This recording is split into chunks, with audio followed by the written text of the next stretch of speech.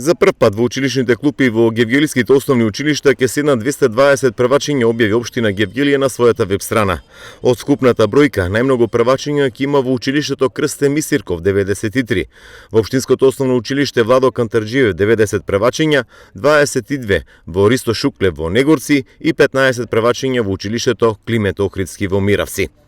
По истекот пак на третиот упис рок и сумираните резултати од вкупниот број запишани средношколци во Средното општинско училиште Јосиф Јосифовски Гевгелија настава во прва година ќе седат 148 ученика распоредени во 9 паралелки.